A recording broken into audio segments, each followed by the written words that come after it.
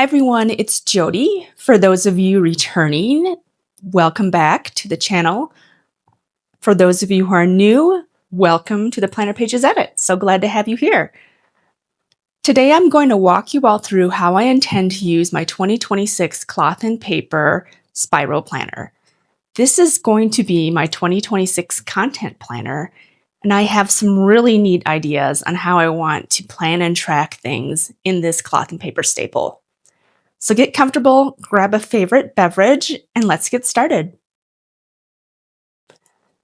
So for those of you new to the cloth and paper brand, every year the company launches a new spiral planner. It is first released in the Cloth and Paper November Intention subscription box, something I recommend for any stationery lover, especially those who appreciate aesthetic luxury items. And then it is shortly after that released to non-subscribers in their online shop. And it's one of the most highly anticipated products among cloth and paper's customers. So I recently received my November subscription box, which contained this year's spiral planner. And after a few days of brainstorming, I figured out exactly how I plan to use this. So let's take a look together at this very fine specimen, and I'll show you my outline sketches for how I intend to use this.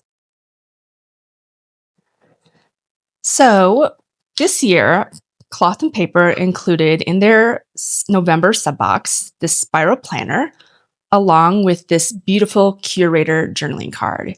And these journaling cards come with every subbox, and they're a different style and kind of follow a different theme. So this month's theme is curator, which makes sense since we're going to be curating items for the new year. And then in the November box, they also included this really stunning editorial style clip. And so I'm using this clip to kind of attach this image, this journaling card, to my planner. And then they also included this beautiful dashboard. It's a clear dashboard made out of very thin material. And then it accompanied this cardstock dashboard. And so I'm just using this as my cover for now, but really you can use this as a dashboard or a divider. There's really a lot of creativity that they are letting you use with their products this month.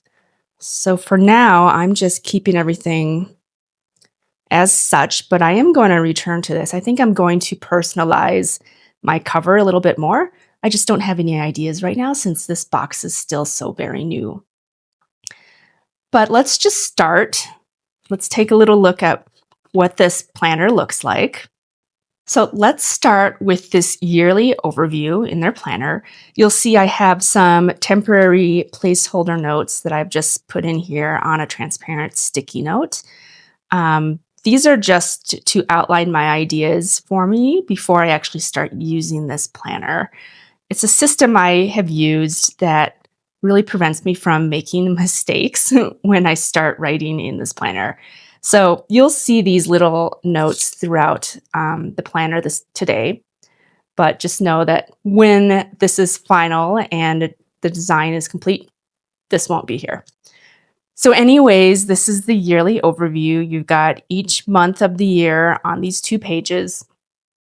My plan for this spread is to use a color-coded system, which I will have the key to at the top, and I will use different colored dot markers. And each color is going to represent a different platform since this will be my content planner. So my platforms for 2026 are going to be Instagram, YouTube, and Etsy. And so each dot color is going to correspond to each platform.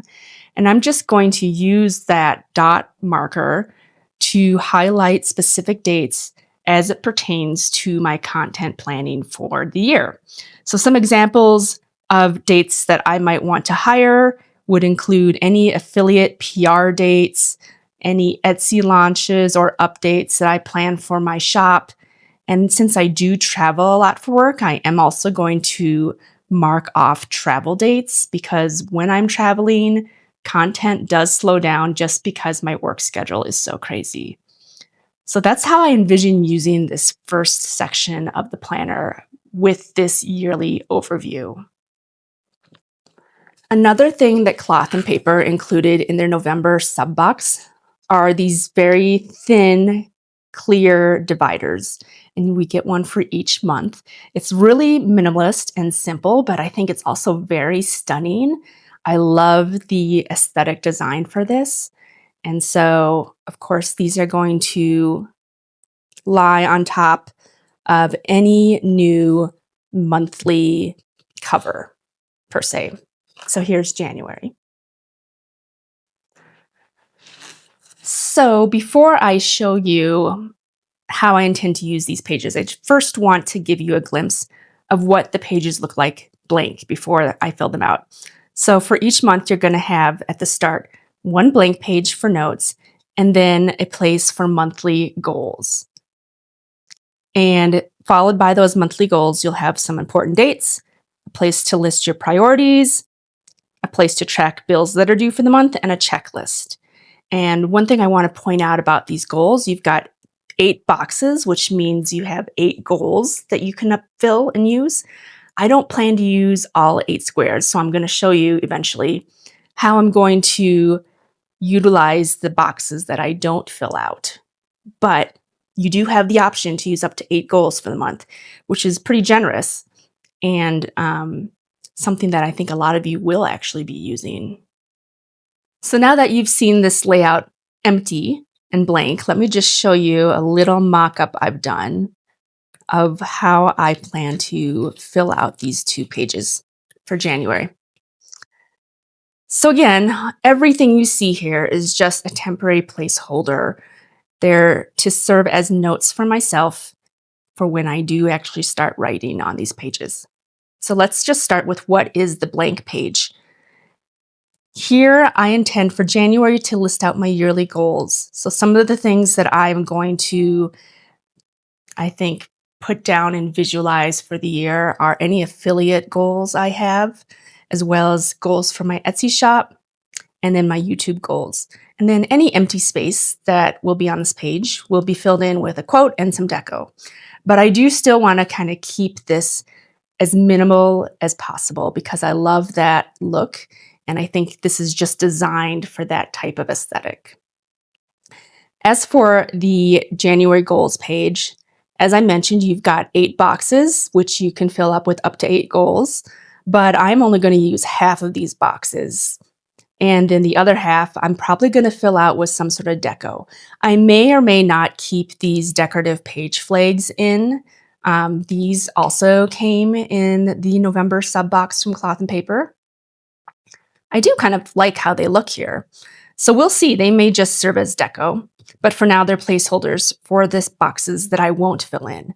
But for the boxes that I will use, I'm going to track a goal for Instagram, a monthly goal for YouTube and Etsy, and then I'm saving another miscellaneous box. I will use the important dates box, and I will use the priorities box. This section here was originally intended to track bills due. But since I am not going to track bills due in this content planner, I'm going to repurpose this. Right now, this is just another placeholder note, but I am going to block off that header with a page pin, and I'm either going to use the space for deco or maybe just some additional memos. So that is how I intend to use these 2 pages for each month of the year, more or less.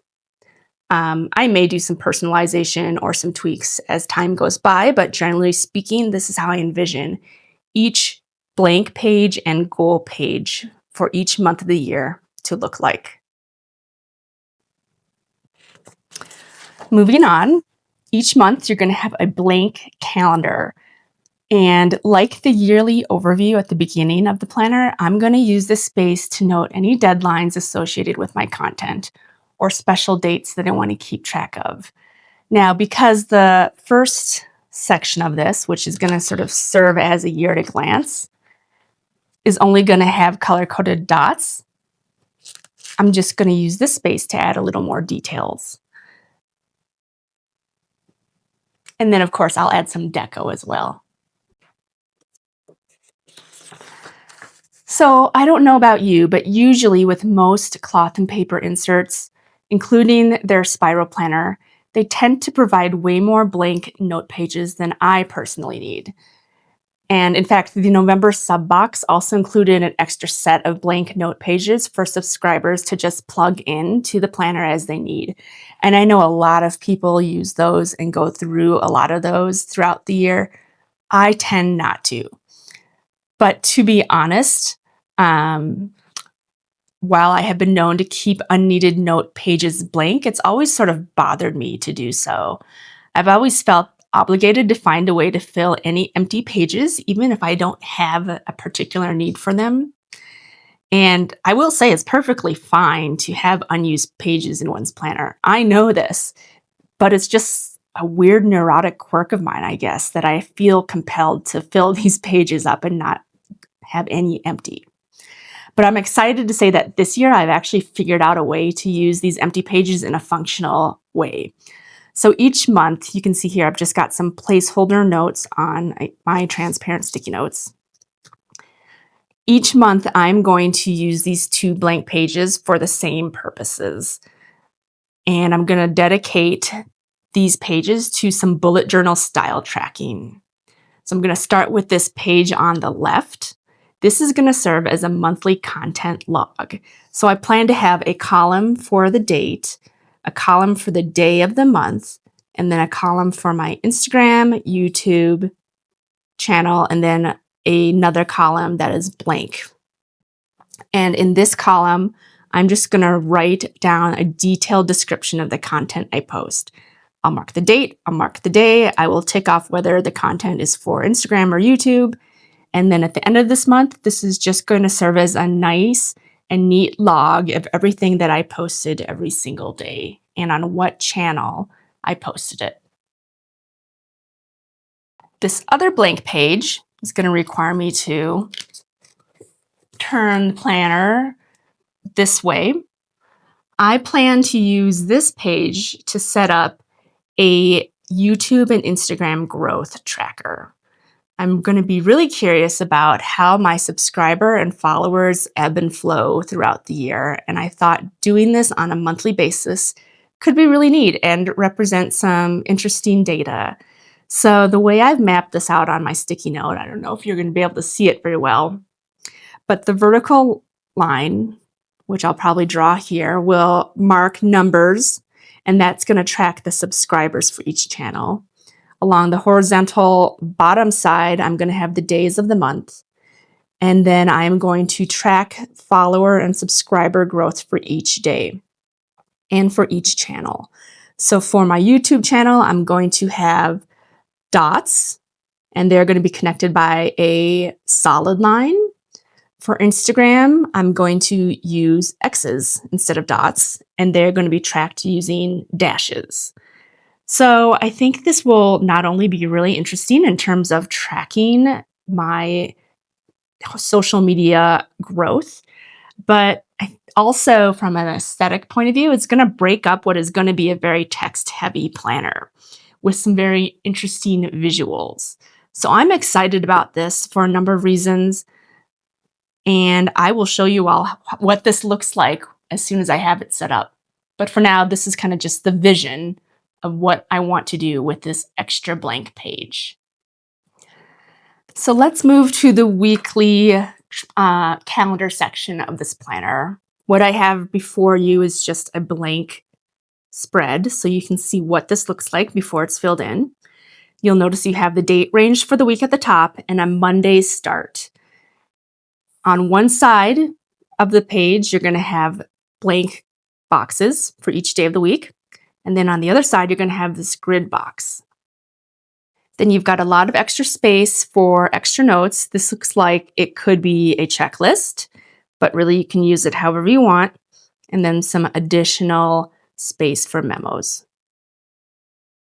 You will also see that there's a full calendar here in the corner with the week that is in the planner bolded, so you can kind of see easily what days of the month you're working in. Now let's take a look at my notes for this space. to kind of show you how I plan to use these pages. So again, these are just placeholder notes, but it is meant to give myself and you all a view of how this could look like when I'm actually using this planner. So you'll see on this the blank boxes, I plan to put the platform. And then in the grid space, I'm going to do a description of what I'm posting. So let's take a look at this Tuesday box. I have here on the blank side Instagram and Etsy. Those are the platforms I'm going to update this day. Instagram's going to do a spread of my weekly content planner, which is this planner. So when these 2 pages are full, that's what I'm going to capture and post on Tuesday, for example. And then my Etsy shop, I'm going to do a year-end sale. So I'm going to make sure that I am updating everything in the shop and promoting that as appropriate, for example. And then, of course, I think I'm going to use this as the to-do list, and then this space for a quote and deco. And that more or less is how each week of the year is going to be used in this planner. Now, there is one final section that I want to show you all, and this is what you see at the end of each month. As I mentioned before, there are a lot of blank note pages in this planner, and for some of you, that is fantastic. For those of you who are like me, it does kind of create a little stress because I want to fill it all up, but I don't necessarily have a need. But I've decided that for this last blank page of the month, I'm going to use it as a daily reflections page. I'm just going to do some bullet points on accomplishments, lessons learned, and then any blank space I'll fill out with some deco, maybe a quote or two. But again, I'm going to try to keep this neat and minimal. And then that kind of summarizes what a full month may look like in this planner. So with that being said, I am really excited about some of the new elements I'll be introducing to my content planner, especially how I'm going to use those blank pages with the content log and the growth tracker. I think the growth tracker in particular is going to show some really interesting data. And as I said before, it's going to be visually appealing and what will break up what could otherwise be a very text-heavy planner. So let's see how this works out for me. Stay tuned to this channel because after 1 month in this planner, I'll give a little update and show you how the pages have been filled out and used. And I'll probably do another update after a full quarter or maybe a full month, we'll see, in this planner. So I'm very excited and I look forward to showing you more as I get started here. With that being said, for those of you who are celebrating the American Thanksgiving holiday, do have a wonderful holiday. I'm going to be taking a break next week from filming because I will be traveling and I want to spend time with my family for Thanksgiving. But after the holiday and after the chaos of Black Friday and Cyber Monday, which I hope you all participate in, I will be back with a new episode to share. So be well, everyone, and thank you so much for joining. And just as a little reminder, especially with Black Friday and Cyber Monday coming up, my cloth and paper affiliate link and discount code can be found in the description of this video. Thank you to everyone who uses them. I really appreciate it. Until next time, planner friends, I'll see you again real soon.